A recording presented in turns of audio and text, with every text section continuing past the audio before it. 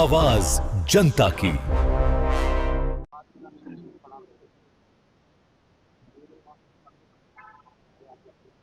वो बहुत अपमानजनक बात किया है और कांग्रेस वालों को तो लग रहा है कि उनके जमीन जो है पैर का है सब निकल जा रही है। तो वैसी परिस्थिति में प्रलाप कर रहे हैं। यहाँ प्राइम मिनिस्टर के माँ को और प्राइम मिनिस्टर को उन्होंने भद्दी भद्दी बातें सुनाई। उसी प्रकार से केरल में उनके लोग सुनाए हैं। तो कहने का मतलब इससे पता चल जा रहा है कि वो लोग जनतांत्रिक मूल्यों में विश्वास नहीं करते हैं।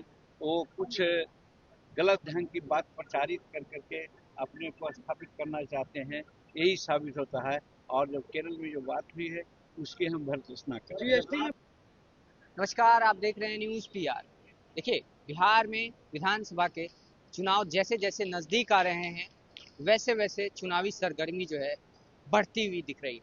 आपको बता दें कि जीतन राम मांझी आज बिहार पहुंचे हैं, केंद्रीय मंत्री हैं। उनसे जब हमने सवाल जवाब किया कि जिस तरीके से लगातार बिहार को बदनाम किया जा रहा है, आपको बता दें कि सोशल मीडिया पर बीते दिन कांग्रेस ने एक ट्वीट किया था 20 फॉर बीडी और 20 से बिहारी, जिसको लेकर सियासी बवाल मच गया था और राजनीतिक गलियारों में जो है हलचल तेज होती हुई दिखी है। तो हम सबसे पहले आपको जीतन राम मांझी को सुनाएंगे कि किस तरीके से उन्होंने जो है इसका जवाब दिया है कांग्रेस को। आप बिहार में अकेले सबसे भारी। अगर बिहार में चुनाव होना है, सीट शेयरिंग को लेकर क्या बात बढ़ रही है एनडीए के? देखिए, एनडीए में सीट शेयरिंग का कोई झमेला नहीं है। जो हेड क्वार्टर से लोगों को आदेश मिलेगा वो मान्य होगा। और वो हम समझते हैं राष्ट्रपति जो उपराष्ट्रपति का चुनाव है उसके बाद ये बातें होगी। आपने कल दिल्ली में शायद आपने कहा भाषण में कि हमको जरूरत पड़ेगी तो हम अकेले ही चुनाव लड़ सकते हैं। क्या वो आपने ये बात आपने कहा था जो बात नहीं? देखिए, कार्यकर्ताओं का मनोबल बढ़ाने के लिए कभी कभी कुछ बातें बोल देनी पड़ती। हमने कार्यकर्ताओं को मनोबल बढ़ाया कि आप लोग सभी सीटों पर तैयार रहिए। कहीं ऐसी जरूरत हो सकती है कि सभी सीट पर लड़ना पड़ जाए। और स्वाभाविक भी है, जब हम एनडीए को मदद करेंगे तो सभी सीट पर लड़ना होगा। क्योंकि हेलीकॉप्टर से यात्राएं करते हैं हम लोग। तो लास्ट मैंने 20 में 62 चुनाव मीटिंग किया था। तो 62 चुनाव मीटिंग क्या अपने क्षेत्र में किया था? सब जगह किया था। उसी प्रकार से सबको कहा कि सब जगह हम लड़ना होगा, इसलिए आप लोग तैयार हो। सर, एक पासवान कर है जेडीयू से अलग होकर लड़े 143 इसी के बीच में सीट चाहिए। अब देखिए, उनकी बात मैं नहीं कर सकता हूँ। उनका चरित्र और चाल 2020 से आप लोग देख रहे हैं, इसलिए उनके बारे में मैं नहीं कहता हूँ। इतना जरूर कहना चाहता हूँ कि अभी एनडीए की ज़रूरत है भारत में और बिहार में। वैसी परिस्थिति में एनडीए कमज़ोर नहीं हो।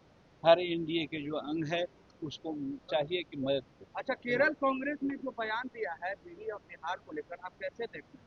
वो बहुत अपमानजनक बात किया है और कांग्रेस वालों को तो लग रहा है कि उनके जमीन जो है पैर का है सब निकल जा रही है। तो वैसी परिस्थिति में प्रलाप कर रहे हैं। यहाँ प्राइम मिनिस्टर के माँ को और प्राइम मिनिस्टर को उन्होंने भद्दी भद्दी बातें सुनाई। उसी प्रकार से केरल में उनके लोग सुनाए हैं। तो कहने का मतलब इससे पता चल जा रहा है कि वो लोग जनतांत्रिक मूल्यों में विश्वास नहीं करते हैं। वो कुछ गलत ढंग की बात प्रचारित कर करके अपने को स्थापित करना चाहते हैं। यही साबित होता है। और जो केरल में जो बात हुई है उसकी हम भर्त्सना करते हैं। जीएसटी में गरीबों के लिए एनडीए नेताओं का रहे हैं। ये ऐतिहासिक फैसला है। आज हम 46 वर्ष से राजनीति में हैं।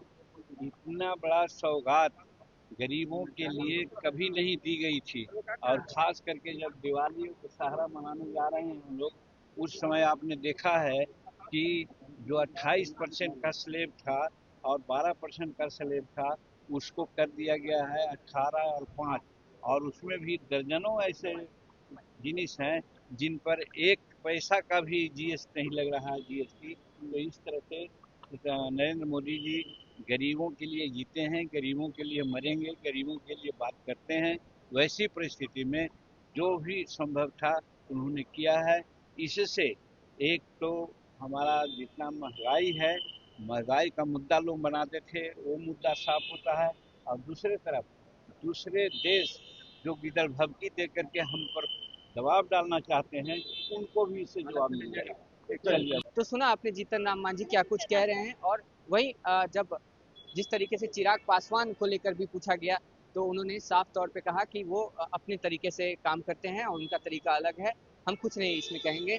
और वहीं उन्होंने जीएसटी को लेकर भी उनसे सवाल जवाब किया कि जिस तरीके से जीएसटी की दरें जो है कुछ कम बेसी की गई है, उसको लेकर भी जीतन राम मांझी से हमने बातचीत की है। आपने सुना होगा जीतन राम मांझी ने क्या कुछ कहा। कमेंट बॉक्स में अपनी राय देना ना भूलें और ऐसे ही तमाम खबरों के लिए बने रहें न्यूज़ पीआर के साथ। धन्यवाद।